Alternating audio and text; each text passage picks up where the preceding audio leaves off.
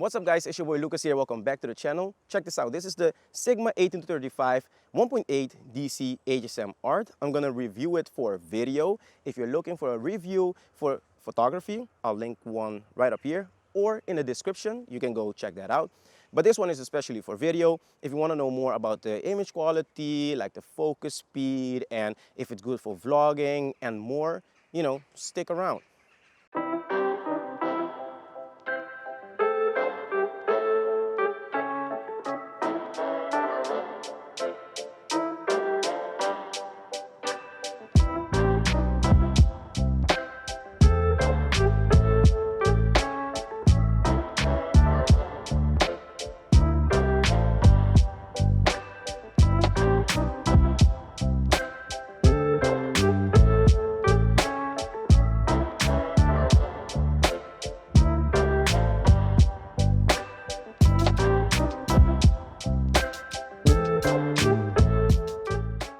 First impression, I do like the lens. The image looks pretty sharp.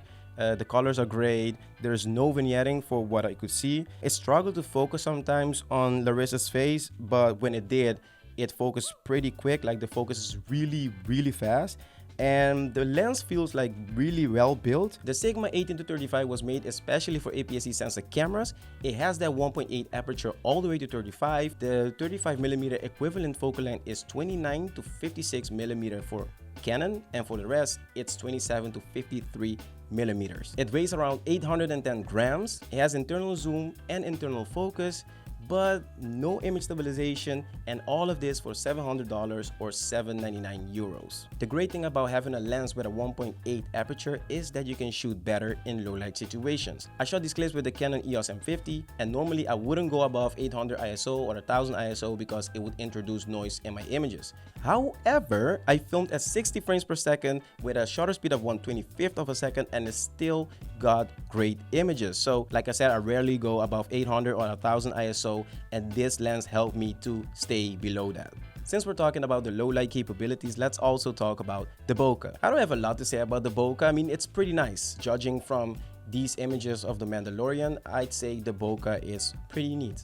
As a vlogger, I was curious to know if I can use the Sigma 18-35 instead of the Canon 15-45 kit lens that I have. I did find the lens to be a little bit heavy though. I mean, I held it up for like 4 to 5 minutes and my arms got tired. So I don't know if I would use it as a vlogging lens, weight-wise, but because of the 1.8 aperture, it does give you that blurred background, so it separates you from the background, and that is nice. So I don't know, I still haven't decided if I would use it as a vlogging lens or not. Like I said in the beginning, during my first impression, I did notice that the lens had some trouble focusing on Larissa's face when I was filming. So I tried to do like a controlled focus test to see if there was a problem with the camera or there was a problem with the lens communicating with the camera through the adapter that I'm using. To see how long the lens would take to focus on my face, I ducked out of frame and then stood back up. If you look at the Sigma 18-35 next to the Canon 15-45, you can see that they pretty much focus at the same time. The focus of the 18-35 is more visible because it's at 1.8 aperture, so the separation between me and the background is bigger than the 15-45 at 3.5, but still, if you look closely, you can see that the 15-45 and the Sigma 18-35 focuses at the same time. However, the 15-45 does use an adapter, so I did the same focus test with my Canon 24-105 LUSM, which uses the same adapter as the Sigma 18-35. So if you put the focus test of the Sigma 18-35 next to the Canon 24-105, you can see that one time the Sigma was quicker and another time the Canon was quicker. So in this case, I would say it's a tie. So overall, the Sigma performed pretty well compared to Canon glass when it comes to focus. The Sigma 18-35 is first and foremost a photography lens, but like myself, most people are filmmaker and photographer at the same time. So it is important to have a lens with good autofocus, and it is important to have a lens that doesn't make a lot of noise when focusing, when filming. So I did a focus noise test to see how silent the motors of this lens is.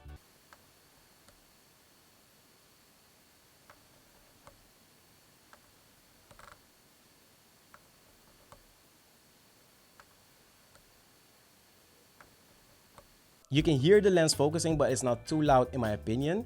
It's more noticeable when the lens stops focusing. And it all depends on how far the subjects are from another. So if you have two subjects that are pretty close to each other, you won't hear the focus. But if they are far from each other, you will hear the focus go from one to another. So it all depends on that. The Sigma 18-35 is a pretty sharp lens in my opinion, but I still wanted to compare it to another lens to see how sharp the sharpness is. I used my 50mm 1.8 to do this comparison. I placed the paper a little skewed so we can see how sharp both lenses is at different distances. I don't know if this is a good scientific test, but to me the Sigma is sharper than the Canon, even in the middle. As you go further up or down the y-axis, you can see that the Sigma starts to get less sharp around -3 and -4.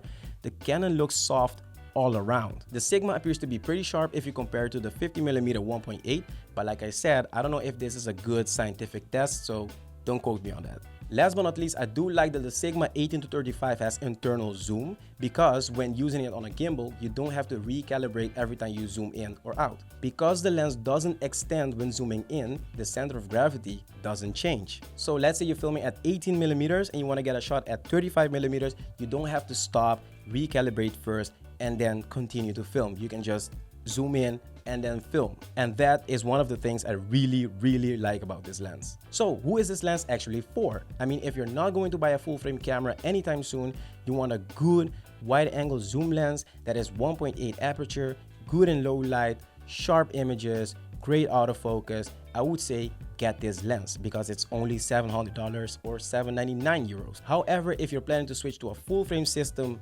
anytime soon, I would say invest now in a good full frame wide angle lens than investing in this one. That's it for this video. I hope you guys had value from it or learned something new. And if you did, don't forget to hit that like button. Let me know in the comments if you're gonna buy the lens or not. Subscribe to the channel if you haven't already. Don't forget to turn on the notification bell. Follow me on my other social media. Links are here and in the description. And I'll see you guys in the next one. Peace. Hey, what are you doing? I see you're trying to click away. Just watch another video here or down here. You better not click away.